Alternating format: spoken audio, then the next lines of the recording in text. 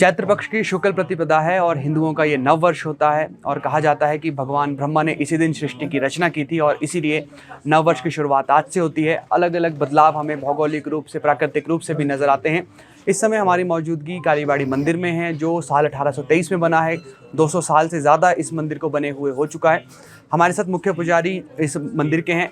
पंडित जी से जानेंगे कि चैत्र पक्ष की जो शुक्ल प्रतिपदा है इसकी क्या अहमियत है पंडित जी, और साथ ही ये भी जानना चाहेंगे कि ये जो बदलाव हमें नज़र आता है प्राकृतिक रूप से, ये किस तरह से बदलाव आता है। हाँ, पहले तो आपके चैनल के माध्यम से नगरवासी, प्रदेशवासी के साथ साथ विश्ववासी, साथ हमारे भारतवासी को भी ये संदेश देना चाहते हैं क्योंकि यहाँ पे शिमला तो शिमला के है, प्रदेश के भी आते हैं, हिंदुस्तान के कोने कोने से लोग आते हैं और फॉरेनर भी बहुत सारे आते हैं।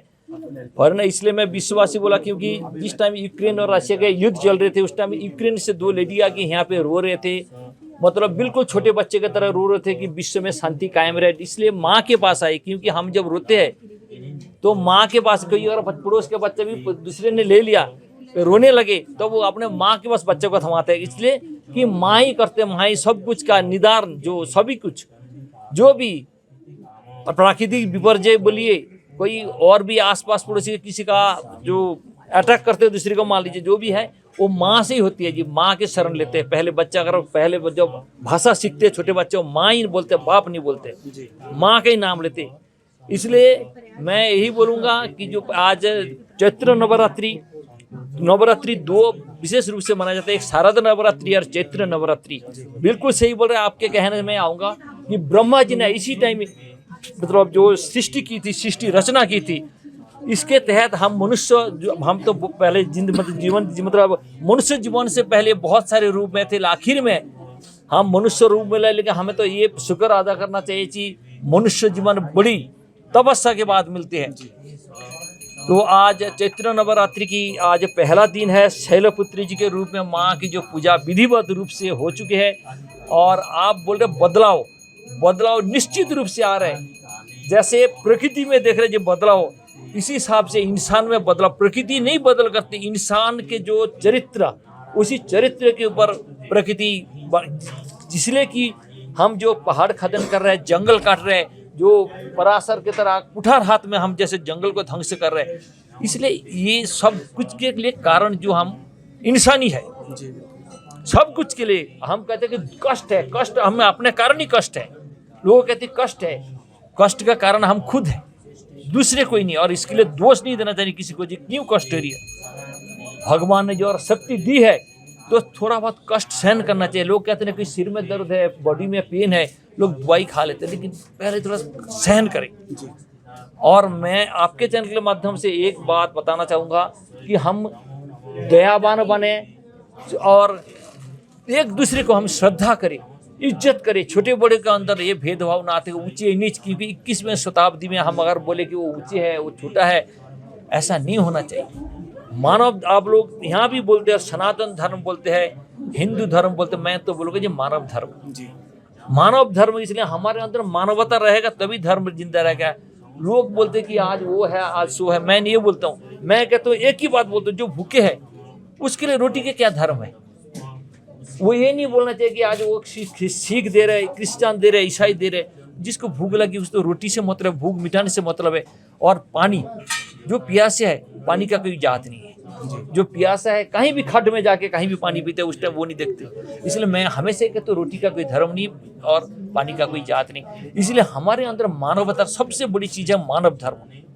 हम अगर इंसान की सेवा करें तो हम भगवान की सेवा मानते हैं जी। हम बड़े दूर में चले गए। अभी आपसे आते हैं कि चैत्र नवरात्रि जो है, एक गुप्त नवरात्रि, चैत्र नवरात्रि, शारद नवरात्रि, इसलिए 2 गुप्त नवरात्रि है, एक शारद नवरात्रि और चैत्र नवरात्रि। चैत्र नवरात्रि में क्या है, राजा सूरज जी अपना साम्राज्य वापस पाने के लिए ये युद्ध किए थे और माँ की आराधना किए थे, यह है चैत्र नवरात्रि। शारद नवरात्रि में क्या है, ये रामचंद्र और रावण के ऊपर विजय पाने के लिए, अकाल का मतलब है जी बिना समय अपने माँ को याद किया, माँ को शरण किया, माँ भगवती को अर्चना की थी। इसलिए माँ 2 हाथ के बजाय 10 रूप में जी। तो रावण पूजा किए थे राम जी ने पूजा की थी माँ दुर्गा जी की, तब जाके रावण से विजय पाए थे।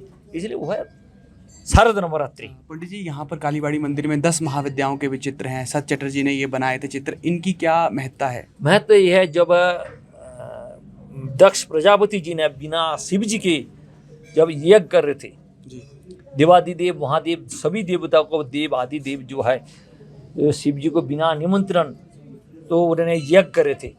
लेकिन बात यह है, शिव जी को पता था, और कोई भी अगर जो अपने भाई के बले अगर अपने पति का निंदा करे वो तो वही सहन नहीं कर पाते। इसलिए कंखल में वो देखा होगा कि कंखल में वही था कि वहाँ पे जो दक्ष जो प्रजापति जी ने जहाँ पे यज्ञ करे थे, वहाँ पे सती जी ने अपना प्राण त्याग दिए थे। क्योंकि इससे वो हुआ कि जब सती जी ने अपना प्राण त्याग दिया, और लेकिन जाने से पहले 10 रूप में दर्शन दिए थे। शिव जी को पता था कि अंत में क्या होगा, अंत पता था उनको। इसलिए जब मना किए थे, शिव जी ने जब मना किया था उनको, ये मत जाओ, ये इस जो अपने पिताजी का यज्ञ में और मत जाओ, तब इन्होंने 10 रूप से अलग अलग रूप से दर्शन दिए थे। तब भोलेनाथ डर गए थे, इनका जो भयाल रूप देख के डर गए थे। लेकिन भोलेनाथ तो अंतर्यामी, उनको पता था जी क्या हर्ष होगा। लेकिन जब सती के जो देहांत हो गया अपने मायके में जाके, तब भोलेनाथ ने किया था, जब तांडव करते मतलब कंधे में लेके जब तांडव किए थे, तभी देवता डर गए थे, जाके नारायण जी के शरण लिए थे।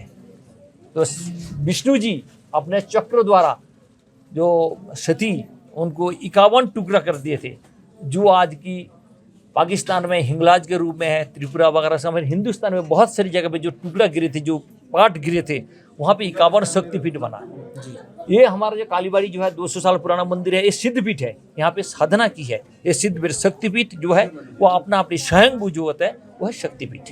पंडित जी, यूँ तो आपने गागर में सागर भर दिया, चंद मिनटों में बहुत सारा ज्ञान दे दिया। लेकिन एक आखिरी सवाल मेरा आपसे ये है कि मंदिर में जब हम आते हैं, प्रवेश करते हैं, पग धरते हैं, सकारात्मकता, अच्छे विचार आते हैं, लेकिन जो ही मंदिर के बाहर कदम धरते हैं तो हम फिर इस दुनियादारी के चक्कर में फंस जाते हैं। ये ह्यूमन नेचर है, ये ह्यूमन नेचर है। आप बोल रहे जो प्रकृति में बदलाव जो कह रहे हैं, हमारे द्वारा ये बदलाव हो रही है, सब कुछ बदलाव हमारे द्वारा हो रही है। मंदिर में जब आते हैं, देखा देखी हम कहते एक दूसरे जो माथा टेकते हैं, हमारे भी आंखें नम हो जाते हैं, हम भी हाथ जोड़ते हैं, हम भी माँ के तरफ, माँ के शरण में आ जाते हैं। ये ह्यूमन नेचर है, इसमें कोई बदलाव ना पहले था, ना अभी होगा, ना आगे कभी हो सकता है। ये बदलाव संभव है कि बाहर जाकर भी व्यक्ति को सकारात्मकता रहे, साथ में वो अच्छा ही सोचे। हमारा अंदर हम अपना सोच जब तक नहीं बदलेंगे, मैं देखिए जी, जब घर में आसपास पड़ोस में क्या होता है कि कोई किसी भी चीज के लेकर जब मन मिटाव हो जाता है, मैं कहता हूँ मन मिटाव जरूर होगा, मन भेद रहे, मतलब क्या कि भेदभाव जैसे करते हैं मन मिटाव जरूर रह जाता है। मन भेद नहीं रहना चाहिए, भेदभाव तो रहती है, मन भेद नहीं रहना चाहिए। पंडित जी, आपने समय दिया, आपका धन्यवाद। आपको भी बहुत धन्यवाद जी। और ये आपके चैनल के माध्यम से आप लोगों के पहले तो बहुत सारे धन्यवाद इसलिए देता हूँ कि आप लोग जिस तरह से जान जोखिम में डाल के ये न्यूज एक साथ करते हैं, और सभी प्रदेशवासी के साथ साथ हमारे हिंदुस्तान के सभी को न्यूज दिखाते हैं। इसलिए आप लोगों का स्वस्थ रहना और ठीक रहना बहुत अच्छी तरह मानता हूँ कि माँ के आशीर्वाद से आप लोग हमेशा के लिए ठीक रहे और सही रहे, और आप लोगों के द्वारा सही न्यूज, जिसमें कोई कृत्रिम रूप से कोई ना किया जाए, आप लोग के द्वारा जो सही न्यूज सभी प्रदेशवासी के साथ साथ विश्ववासी, हिंदुस्तान सभी आप लोग के चैनल के द्वारा सही न्यूज प्रदान करें आप लोग और देख सकें। पंडित जी, आपका आभार, बहुत बहुत धन्यवाद आप। तो नवरात्रि के मौके पर पत्रकारिता के लिए भी विशेष आशीर्वाद, जिसकी शायद देश के लोकतंत्र को भी ज़रूरत है। चौथा स्तंभ भी मजबूती के साथ खड़ा रहे, लोकतंत्र को मजबूती देने के लिए ये बेहद ज़रूरी है कि पत्रकारिता भी निष्पक्षता के साथ हो। लेकिन जिस मंदिर में हमारी मौजूदगी है, 200 साल पुराना मंदिर, ऐतिहासिक मंदिर, और कहा जाता है कि इस मंदिर में जो सत चटर्जी थे, जब उन्होंने माँ की यहाँ पर एक जो उनके माँ की आँखें खराब हो गई थी, जब उसको पेंट से ठीक करना था, तो उसे ठीक करते करते उन माँ के तेज से उनके बाल भी झड़ गए थे। तो ये माँ का आशीर्वाद है और ये माँ का तेज है। तो फिलहाल के लिए इतना ही। नवरात्रि की शुभकामनाओं के साथ आप जुड़े रहिए एबीपी लाइव के साथ।